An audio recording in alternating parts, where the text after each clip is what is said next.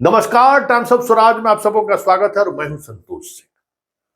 और आज हम टाइम्स ऑफ स्वराज में जिन विषयों पर चर्चा करने जा रहे हैं उससे पहले एक वाकया की चर्चा कर लेते हैं, जिस वाकया के सहारे आप समझ सकते हैं कि अमित शाह और मोदी के पास इलेक्शन को लेकर किस तरीके से माइक्रो लेवल तक की जानकारी उनके पास रहती है।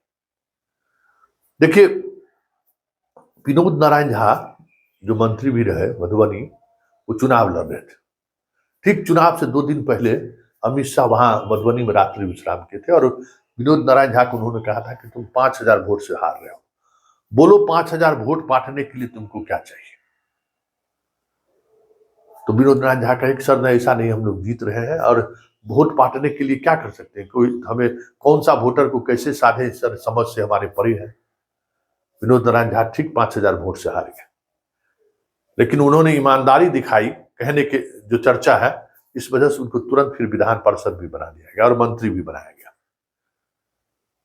सवाल ये नहीं है कि विनोद नारायण झा के ईमानदारी या बेईमानी या जो कहिए, राजनीतिक रूप से जो कुछ भी कहिए, सुचिता कहिए, जो भी सवाल खड़ा कर दीजिए, अतिशयोक्ति भी हो सकती है यह बात, ये भी मान लीजिए, लेकिन इंफॉर्मेशन के मामले में अमित शाह और मोदी का जो इंफॉर्मेशन सिस्टम है चुनाव को लेकर, हमें लगता है किसी पॉलिटिकल पार्टी के नेता का उस तरीके से माइक्रो लेवल पर क्या हो रहा है दूर दूर तक जानकारी नहीं रहती है, जितनी जानकारी इन दिनों को रहती है। ऐसे में कल जो मोदी का भाषण हुआ है और भाषण के दौरान जो उनका अंदाज रहा है, वो अंदाज जता रहा है कि इस बार मोदी भंवर में फंसे हुए हैं। मोदी जो चाह रहे हैं, मोदी जिस लाइन पर चुनाव को ले जा रहे हैं, चुनाव उस लाइन की तरफ नहीं बढ़ रहा है और उसका कसमकस मोदी के चेहरे पर भी, मोदी के भाषण पर भी देखने को मिल रहा है। कल जिस तरीके से 400 पार के लिए उन्होंने जनता के बीच एक जस्टिफिकेशन दिया है, वो जस्टिफिकेशन जता रहा है कि हमें कम से कम 272 भी मिल जाए, मतलब सत्ता से हम बाहर ना हो, इसका भी ख्याल करिए। 400 पार करिए या ना करिए, क्योंकि मैं अगर सत्ता से बाहर हो गया तो फिर धारा 370 वापस हो जाएगा, बाबरी मस्जिद वाला ताला लग जाएगा, क्या क्या बातें वो कह रहे हैं। जरा आप भी सुनिए क्या कह रहे हैं मोदी। 400 सीटें क्यों मांग रहा है, ये भी देश को जानना बहुत जरूरी है। मोदी को 400 सीटें यानी एक प्रकार से 2019 से 24 जो दिया उसको रिपीट करने के लिए मैं कह रहा हूं। मोदी को 400 सीटें चाहिए ताकि मैं कांग्रेस और इंडी गठबंधन की हर साजिश को रोक सकूं।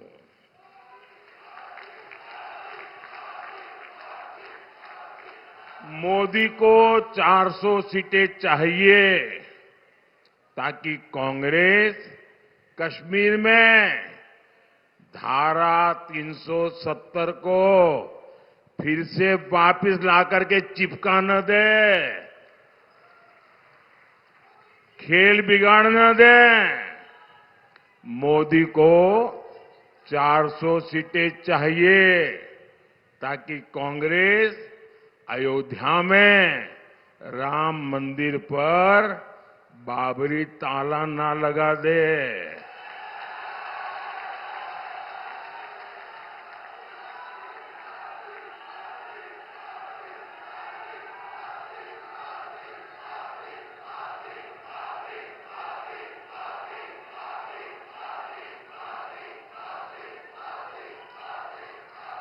मोदी को 400 सीटें चाहिए ताकि कांग्रेस देश की खाली जमीन, खाली द्वीप, आइलैंड्स दूसरे देशों को गिफ्ट न कर दे, सौंप न दे। मोदी को 400 सीटें चाहिए ताकि कांग्रेस एससी, एसटी, ओबीसी से उनको जो आरक्षण मिला है ना, बाबा साहब आंबेडकर ने जो आरक्षण दिया है, भारत के संविधान ने जो आरक्षण दिया है, ये वोट बैंक के लिए उसमें डाका न डाले, इसलिए 400 सीट चाहिए। मोदी को 400 सीटें चाहिए ताकि कांग्रेस अपने वोट बैंक की सभी जातियों को रातों रात ओबीसी घोषित न कर दे और ओबीसी का जो कोटा है उसमें डाका न डाले। तो आपने सुना क्या राम जन्मभूमि संसद के बहुमत से बना है क्या? राम जन्मभूमि में किसका ताला लगेगा और किसका ताला खुलेगा ये संसद तय करेगा क्या? सब कुछ तो सुप्रीम कोर्ट ने तय किया है, फिर भी वो कह रहे हैं। बात अगर धारा 370 की करें तो 370 के लिए 400 पार की जरूरत नहीं है, संविधान संशोधन थोड़ी होना है उसके लिए। तो सिंपल तौर पर राष्ट्रपति को अधिसूचित कर देना है, वो आपने किया भी है। आरक्षण वाली जो बात है उसमें भी स्टेट गवर्नमेंट इस तरीके की चीजों को पहल कर सकती है, सेंट्रल गवर्नमेंट सीधे इस पर पहल नहीं कर सकती है। उसके लिए बहुत सारी प्रक्रिया है, उस प्रक्रिया के तहत कमेटी गठित, आयोग गठन होगा, आयोग के गठन के बाद ये चीजें बदलेंगी। मतलब साफ है कि मोदी अंदर से डर चुके हैं। मोदी को लगने लगा है कि 2024 में परिणाम कुछ भी हो सकता है, क्योंकि ये भाषण ये जता रहा है कि वो अब इस मूड में आ गए हैं। कहने को 400 पार वो जरूर कह रहे हैं, लेकिन अंदर की बात यही दिख रही है कि अब वो समझ रहे हैं कि किसी तरीके से बहुमत में आ जाए। और इतना ही नहीं, गठबंधन की जो बात करने लगे हैं कि हम तो पिछले बार भी 400 पार थे, एनडीए गठबंधन और कई क्षेत्रीय दल। मतलब वो भी संकेत है कि जो क्षेत्रीय दल हमको समर्थन कर सकता है उसको भी जिताइए। मतलब मोदी इस बार वाकई में घबराए हुए हैं। परिणाम तो 4 जून को पता चलेगा, लेकिन मोदी के बॉडी लैंग्वेज, मोदी के भाषण और भाषण के दौरान जिस तरीके से हिंदू मुस्लिम नैरेटिव को खींचना चाहते हैं, वो जिस तरीके से चाहते हैं कि उसी पर वोटिंग हो जाए, और वो जो नहीं हो रहा है वो कसमकस साफ उनके चेहरे पर भी दिख रहा है और उनके भाषण शैली पर भी महसूस हो रहा है।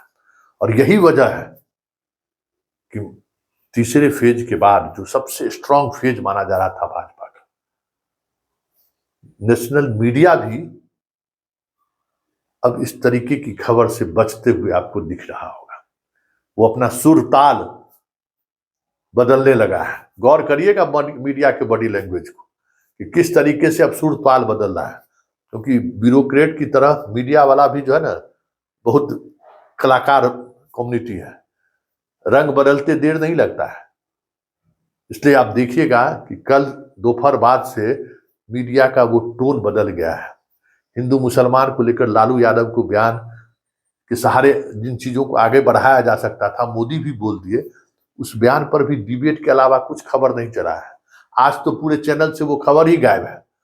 मतलब मीडिया के अंदर भी अब इस बात को लेकर कसमकस होने लगा है कि ऐसा ना 2024 का रिजल्ट कुछ और हो जाए। देखिए आगे आगे होता है क्या।